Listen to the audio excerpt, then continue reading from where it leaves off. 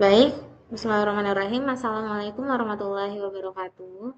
Sebelumnya, terima kasih atas kesempatannya. Perkenalkan, saya Reva Sofia bersama rekan saya dari kelompok 2. Ada Bang Faizal Zidan, Teh Khairunisa Azumi, Muhammad Alwan Hibatullah, dan Bang Aditya Firdaus. Kami di sini akan memaparkan mengenai metode pelaksanaan konstruksi dengan proyek yang sedang kami rancang, yaitu proyek pembangunan rumah susun ASN BBWS Rayu Opak, di mana ownernya merupakan Kementerian PUPR Republik Indonesia, Direktorat Jenderal Penyediaan Perumahan, Direktorat Rumah Susun. Langsung saja, untuk merancang tentunya kita perlu menentukan pertama-tama adalah item pekerjaannya, yaitu work breakdown structure, di mana WBS ini adalah rangkaian merupakan pekerjaan-pekerjaan yang dipecah atau dibagi menjadi item pekerjaan-pekerjaan terkecil, dari yang pekerjaan terbesar hingga menjadi pekerjaan-pekerjaan sederhana. Nah, di sini dibagi menjadi beberapa level, di mana level pertamanya adalah nama proyek itu sendiri, lalu level keduanya yaitu pekerjaan pematang lahan, pekerjaan struktur bawah atau substructure, pekerjaan struktur atas, lalu ada struktur khusus berupa ruang pompa, GWT, genset, dan trafo, serta pekerjaan arsitektur dan pekerjaan lain-lain. Nah, di sini langsung saja diuraikan dari WBS menjadi beberapa level. Pada level 2 ini kita baca pekerjaan pematang lahan yang tadi sudah disebutkan, lalu level 3-nya adalah pemecahan dari level 2 tadi. Di pekerjaan pematang lahan ini dilakukan pekerjaan apa saja, diantaranya ada galian tanah, urugan tanah, dan pemasangan turap keliling bangunan. Nah, untuk melaksanakan pekerjaan galian tanah, dilakukan pekerjaan apa saja? Ada galian tanah untuk pemadatan dan pondasi. Lalu aktivitasnya diantaranya ada di level 5 ini, serta level 6 merupakan pembagian dari sumber dayanya berupa alat dan tenaga kerja. Lalu setelah pekerjaan pematang lahan, ada pekerjaan struktur bawah. Di antaranya yaitu pondasi, board pile, dan tie beam, mobilisasi dan demobilisasi, pondasi, board pile, tes PDA tiang, pekerjaan lantai kerja, pekerjaan pile cap, pekerjaan tie beam atau slope. Lalu dilanjutkan di pekerjaan ketiga, yaitu ada pekerjaan struktur ruang pompa, GWT, genset, dan trafo. Selebihnya sama, cara membaca WBS ini seperti yang telah dijelaskan. Lalu pekerjaan keempat, itu ada pekerjaan struktur atas. Di pekerjaan kelima, pekerjaan yaitu arsitektur. Dan yang keenam yaitu pekerjaan lain-lain. Selanjutnya, setelah ditentukan WBS atau pekerjaan-pekerjaan yang akan dilaksanakan, tentu ada batasan-batasan yang disusun dalam dokumen rencana kerja dan syarat-syarat. Selanjutnya dijelaskan oleh Alwan. Dipersilahkan. Oke, selanjutnya rencana kerja dan syarat-syarat atau RKS. RKS sendiri merupakan dokumen komprehensif yang berisi spesifikasi teknis, rincian pekerjaan, serta syarat-syarat umum dan administrasi yang harus dipenuhi dalam proyek konstruksi. Di dalam RKS sendiri terdapat persyaratan-persyaratan. Yang di sini pertama ada persyaratan umum, pasal 1 yaitu syarat-syarat dan lingkup pekerjaan, peraturan, dan standar. Ruang lingkup pekerjaan sendiri yaitu pembangunan rumah susun ASN BBWS Rayu Opak. Selanjutnya pasal 2 syarat-syarat pelaksanaan berisi syarat-syarat yang harus dilakukan saat konstruksi dimulai. Selanjutnya ada pasal 3 yaitu jenis dan mutu bahan, pasal 4 gambar-gambar, prototipe dan contoh barang, dan yang terakhir ada pasal 5 yaitu situasi dan ukuran. Oke, langsung next. Persyaratan pekerjaan bangunan. Pasal 1 itu pekerjaan persiapan. Yang pertama itu jalan masuk proyek. Jalan masuk ke tempat proyek atau Pekerjaan harus dijaga dari kerusakan maupun kebersihannya dan atas biaya oleh pemborong sesuai dengan kebutuhan dan kepentingan proyek. Next, itu ada kantor konsultan pengawas dan staf. Bangunan kantor konsultan pengawas merupakan bangunan sementara yang dipertimbangkan pemakaian sesuai dengan waktu pelaksanaan pekerjaan. Kemudian kantor pelaksanaan kontraktor dan fasilitas penyimpanan bahan-bahan dan los kerja. Ukuran kantor gudang bahan terserah kepada kontraktor sesuai dengan kebutuhan. Kemudian terdapat listrik dan air kerja. Untuk kegiatan pelaksanaan pekerjaan, pemborong wajib mengadakan listrik dan air kerja untuk digunakan sebagai penunjang kegiatan. Dan yang terakhir ada papan nama proyek. Pemborong wajib memasang papan nama proyek di tempat lokasi dan dicanangkan di tempat yang mudah dilihat oleh umum. Selanjutnya pekerjaan tanah. Lingkup pekerjaan tanah. Pekerjaan tanah ini meliputi pematokan sebelum bagian pekerjaan lainnya dimulai, kemudian pembersihan atau clearing kubing. Bila ada pohon di lokasi proyek, harus dibersihkan terlebih dahulu. Kemudian ada pengupasan atau stripping. Seluruh site dilakukan pengupasan setebal 20 cm. Kemudian ada galian. Pekerjaan galian dilakukan pada daerah galian atau cut sebagai yang tercantum dalam gambar rencana. Selanjutnya pasal ketiga yaitu pekerjaan struktur.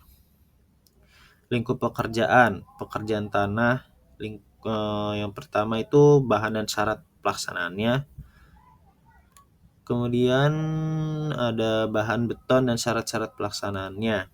Bahan-bahan itu terdapat semen Portland, kemudian ada agregat kasar dan halus, ada air dan adukan beton, kemudian ada baja tulangan dan selimut beton. Syarat-syarat pelaksanaannya ada shop drawing, merupakan perhitungan konstruksi sebelum melaksanakan pekerjaan beton. Kemudian ada campuran beton. Beton harus dibentuk dari campuran semen Portland, pasir, beton, kerikil, dan air seperti ditentukan sebelumnya dengan perbandingan yang serasi dan diolah sebaik-baiknya sampai kekentalan yang tepat. Nah, kemudian ada penulangan. Baja tulangan sebelum dipasang harus dibersihkan dari kotoran, karat lepas, serpih-serpih minyak, gemuk, atau lapisan lainnya yang dapat merusak. Kemudian pengecoran. Sebelum dilakukan pengecoran, kontraktor harus mempersiapkan dengan sebaik-baiknya segala sesuatu yang berhubungan dengan pengecoran. Kemudian ada angkutan beton. Cara dan alat-alat yang digunakan untuk mengangkut beton harus sedemikian rupa sehingga beton dengan komposisi dan kekentalan yang diinginkan dapat dibawa ke tempat pekerjaan. Selanjutnya itu ada pembuatan dan pembongkaran cetakan. Cetakan harus dibuat rapi, kuat, dan kaku. Kemudian pekerjaan besi hollow. Nextnya pelaksanaan. Dan yang selanjutnya ada pasal 4 yaitu pekerjaan off-working. Bahan-bahan sendiri ada semen Portland, pasir, air, dan selanjutnya syarat-syarat pelaksanaannya off-working beton. Off-working dilaksanakan sesuai standar spesifikasi dari bahan yang digunakan sesuai dengan petunjuk dan persetujuan perencana atau MK. Dan yang selanjutnya pasal 5 pekerjaan lantai dan pelapis lantai. Lingkup pekerjaan ini meliputi penyediaan tenaga kerja, bahan-bahan dan peralatan yang dipakai dan dapat diperoleh pekerjaan yang baik. Dan yang terakhir ada pasal 6 yaitu pekerjaan cat dan finishing. Selanjutnya ada Site Management Plan, yaitu metode perencanaan untuk mengelola aktivitas, sumber daya, resiko, dan pemangku kepentingan di lokasi proyek konstruksi, yang mencakup aspek keselamatan, kualitas, lingkungan, jadwal, dan anggaran. Pada gambar ini ditampilkan terletak fasilitas proyek atau site management yang digunakan untuk mengatur aktivitas konstruksi agar berjalan aman, efisien, dan terkoordinasi. Setiap fasilitas diberi nomor untuk memudahkan identifikasi. Pada nomor 1 dan 11 terdapat dua pintu utama untuk keluar masuk pekerja, material, dan kendaraan proyek. Pada nomor 2 dan 10 terdapat pos keamanan yang ditempatkan di dekat pintu masuk. Pada nomor 3 dan 8 disediakan area parkir untuk kendaraan pekerja dan pengawas agar tidak mengganggu area kerja utama. Pada nomor 4, 9, dan 20 ditempatkan toilet pekerja di beberapa titik agar mudah dijangkau untuk menjaga kebersihan. Pada nomor kelima terdapat ruang K3 dan survei yang digunakan untuk rapat koordinasi keselamatan, penyimpanan APD, dan pengelolaan data survei lapangan. Pada nomor 6, terdapat genset untuk kebutuhan listrik sementara selama proyek berlangsung. Di nomor 7, terdapat kantor proyek yang berfungsi sebagai pusat administrasi dan manajemen proyek. Pada nomor 15, terdapat ruang istirahat atau tempat berteduh bagi pekerja. Dan di nomor 18, terdapat barak pekerja yang digunakan untuk tempat istirahat pekerja yang tinggal di lokasi proyek. Untuk area material dan produksi, pada nomor 12 dan 16 terdapat kolam air yang digunakan untuk sumber air untuk campuran beton, pekerjaan curing, dan kebutuhan proyek lainnya. Pada nomor 13 terdapat fabrikasi kayu untuk area pemotongan dan perakitan backcasting kayu. Pada nomor 14 terdapat fabrikasi besi yang digunakan sebagai tempat pemotongan dan pembengkokan tulangan besi sebelum dipasang. Pada nomor 22 terdapat stokyard besi, yaitu tempat penyimpanan besi tulangan. Di nomor 23 terdapat stokyard scaffolding, yaitu area penyimpanan perancah sebelum digunakan. Pada nomor 24 terdapat stokyard wire mesh, yaitu tempat penyimpanan sheet wire mesh. Pada nomor 25 terdapat stokyard pasir, yaitu tempat penyimpanan pasir untuk mortar atau beton. Dan pada nomor 21 terdapat tempat bahan uji dan beton dek, yaitu lokasi pengujian material seperti beton, slam test, atau pengambilan sampel. Untuk peralatan berat, terdapat tower crane pada nomor 27 yang ditempatkan strategis di tengah site untuk menjangkau seluruh area bangunan. Radius putaran crane tergambar sebagai lingkaran besar di site management plan. Dan untuk area bangunan utama terdapat pada nomor 28. Selanjutnya ada flowchart WBS, yaitu diagram alir dari tahap mulai hingga selesai dari serangkaian item pekerjaan pada suatu proyek konstruksi. Flowchart pertama yaitu flowchart pekerjaan pematangan lahan, yang dimulai dari pekerjaan persiapan, selanjutnya pematokan, pembersihan, dan pengupasan. Lalu ada pekerjaan galian tanah dengan kegiatan galian tanah untuk pemadatan pondasi. Selanjutnya ada pekerjaan urukan tanah dengan kegiatan urukan tanah pilihan. Lalu ada pekerjaan turap keliling bangunan dengan kegiatan galian untuk turap. Dan yang terakhir pemasangan turap.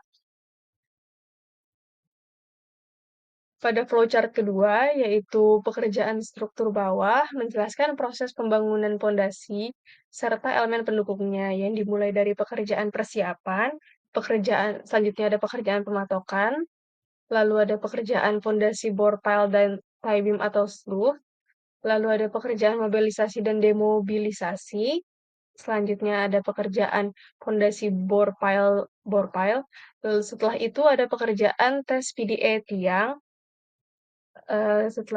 lalu ada pekerjaan lantai kerja dan pekerjaan pile cap, dan yang terakhir adalah pekerjaan tie beam atau sloop. Pada flowchart ketiga, yaitu flowchart pekerjaan struktur khusus, flowchart ini menjelaskan alur pekerjaan struktur lebih kompleks, mencakup groundwater tank atau GWT, ruang pompa, dan ruang genset.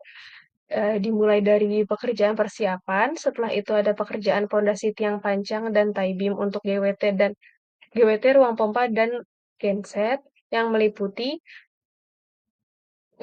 pekerjaan pondasi bore pile, pekerjaan pile cap, dan pekerjaan tie beam atau slope. Selanjutnya ada pekerjaan ruang struktur pompa yang meliputi galian tanah, pemadatan tanah CBR 8 sampai 10%, lalu ada makadam atau lapisan batu pecah, kurugan pasir, pekerjaan lantai dasar ruang pompa, dan kolom balok serta lantai atap ruang pompa. Selanjutnya ada pekerjaan struktur GWT atau groundwater tank, tahapnya meliputi galian tanah dan pemadatan CBR 8-10%, pemasangan makadam, urugan pasir, lantai dasar GWT, dan kolom balok dinding dan pelat dak GWT. Selanjutnya ada pekerjaan struktur ruang genset dan trafo. Tahapnya berupa galian, pemadatan CBR 8-10%, makadam, urukan pasir, pekerjaan kolom balok dan lantai dasar, serta bangunan ruang genset dan trafo.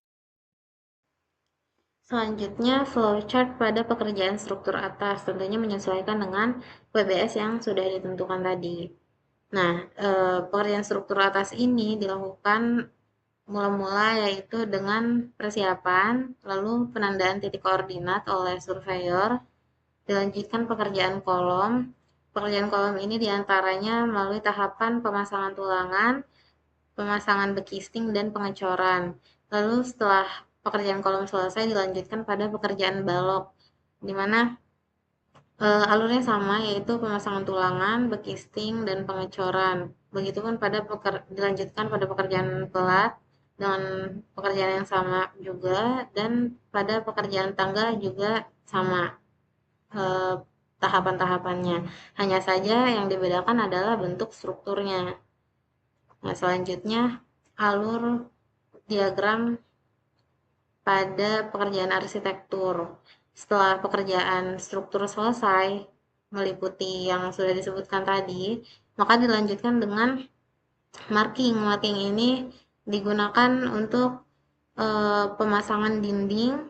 Lalu setelah dinding dan beton praktisnya sudah terpasang, itu dipasang juga kusen, pintu, dan juga aksesoris serta railing. Setelah itu dilakukan pemasangan plafon.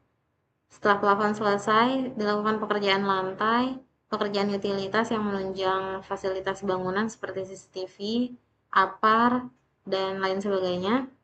Lalu ada pekerjaan pengecatan, juga dilanjutkan pekerjaan rem, aksesoris fasad, serta selasar bangunan. Nah, selanjutnya yang tadi adalah pekerjaan lantai 1, selanjutnya adalah pekerjaan lantai 2 hingga 6. Untuk tahapan-tahapannya, alurnya itu sama, hanya saja dia hanya sampai pekerjaan pengecatan, tidak ada pekerjaan rem, aksesoris fasad, ataupun selasar bangunan. Lalu setelah pekerjaan lantai 1 hingga 6 selesai, dilanjutkan pekerjaan lantai dak dan atap. Di sini meliputi pekerjaan spesi, pekerjaan waterproofing, tahan air, lalu pekerjaan ground tank dan ruang pompa serta ruang genset dan ruang trafo PLN. Selanjutnya yaitu pekerjaan aksesoris dan selesai. Setelah arsitektur yaitu pekerjaan lain-lain. Pekerjaan lain-lain ini merupakan pekerjaan tambahan atau penunjang seperti sentuhan akhir dari suatu proyek. Untuk melaksanakan pekerjaan tambahan ini, yang pertama yaitu harus menyiapkan sumber dayanya. Setelah sumber daya disiapkan, dilakukan pembersihan area proyek dari sisa material konstruksi. Lalu dilakukan pekerjaan finishing tambahan. Setelah itu dilaksanakan inspeksi kualitas akhir. Jadi setelah ada inspeksi dari setiap item-item pekerjaan di tiap-tiap tahapannya atau pada proses item-item pekerjaan sebelumnya, itu dilakukan juga inspeksi kualitas akhir untuk mengecek kualitasnya kembali. Lalu pembuatan as-built drawing, yaitu gambar kerja akhir yang tidak bisa diganggu-gugat, tidak bisa diubah-ubah lagi, dibuat setelah pekerjaan proyek konstruksi benar-benar selesai dari awal hingga akhir. Lalu dilanjutkan penyusunan dokumen manual operation dan maintenance. Setelah itu uji fungsi sistem untuk mengecek atau menguji kelayakan fungsinya siap dipakai atau tidak, seperti misalnya pengujian lift, eskalator, dan lain sebagainya. Setelah itu, setelah lulus uji, Semuanya itu dilakukan serah terima pekerjaan dan pengoperasian dan dilakukan masa pemeliharaan biasanya kurang lebih 2 sampai 3 bulan. Setelah itu selesai. Sini, sini saya akan mempresentasikan bagian site layout plan dari proyek dari tugas besar yaitu rumah. Nah, sini site layout plan sendiri merupakan gambar dua dimensi yang memuat tata letak terperinci dari semua elemen dalam suatu proyek lahan seperti bangunan, jalan, ruang terbuka, utilitas, dan fasilitas lainnya. Dan di sini ada eh, satelit yang pertama, yaitu di sini ada pembagian dari fungsi bangunan yang ada di bangunan tersebut. Di sini juga ada alur jalur keluar masuk untuk pihak-pihak yang terlibat dalam proyek yang berjalan nanti. Kemudian di sini merupakan set layout dari jumlah titik borpel yang berjumlah total itu 212 titik. Dan di sini untuk zona satu sendiri yaitu berjumlah 164 titik borpel. Kemudian untuk zona 2 sendiri itu 48 titik borpel. Nah, kemudian di sini ada alur keluar masuknya alat berat yang akan dipakai dalam proyek tersebut. Nah, di sini bisa dilihat ada jalur untuk keluar masuknya dan juga ada jalur yang dapat dilalui oleh kendaraan berat yang akan nanti membantu dalam proses konstruksi. Dan di sini ada eh, setelah pengecoran balok, di sini dibagi dari 5 waktu pengecoran karena meninjau dari tinggi bangunannya dan juga ada bagian-bagian yang akan diprioritaskan dari bagian-bagian proyek ini. Nah, di sini ada 5 bagian waktu. Yang pertama itu yang paling awal di balok lantai 1 yaitu pada tanggal 16 September 2025. Kemudian di sini untuk yang berwarna kuning dari lantai 1 sampai dengan lantai 4. Di sini waktu pengecorannya 1 sampai 29 Oktober 2025. Kemudian yang ketiga ada yang berwarna hijau dari lantai 3 sampai lantai 6. Ini akan dicor pada tanggal 5 sampai 29 November 2025. Kemudian tanggal yang keempat ada yang warna ungu yaitu pada tanggal 5 sampai 28 Desember 2025. Kemudian terakhir untuk lantai atap pada tanggal 5 sampai 19 Januari 2026. Kemudian di sini ada pengecoran balok di kolom sama seperti balok yang tadi. Di sini juga dibagi dari ketinggian dari si elemen struktur tersebut dan juga dari prioritas dari bangunannya. Di sini juga sama dibagi dengan 5 waktu pada tanggal 28 September 2025. Kemudian yang kedua ada tanggal 12 sampai 27 Oktober 2025. Kemudian yang berwarna hijau ada tanggal 3 sampai 27 November 2025. Kemudian yang warna biru di sini ada 3 sampai 26 Desember 2025. Kemudian yang terakhir di lantai atap pada tanggal 3 sampai 17 Januari 2026. Nah, kemudian di sini ada juga flow dari pekerjaan pondasi borpel. Nah, di sini kan ada set layout pondasi borpel sendiri. Nah, ini dibagi jadi 2 flow pekerjaan yang dibagi pada sisi kiri dan juga kanan. Di sini diwakilkan oleh warna biru dan juga warna merah. Nah, kemudian juga di sini ada pekerjaan layout mekanikal elektrikal. Nah, di sini merupakan sebagai panduan untuk nanti ketika proses konstruksinya sudah terbangun dan juga termasuk semua bagian strukturnya sudah terbangun di sini untuk melakukan pemasangan mekanikal elektrikal. Nah, di sini ada logo dari pemasangan lampu, kabel listrik dan juga saklar. Nah, mungkin itu dari kelompok 2 untuk set layout plan untuk tugas besar MPK ini. Cukup dari saya. Mohon maaf bila saya ada kesalahan. Assalamualaikum warahmatullahi wabarakatuh. Terima kasih.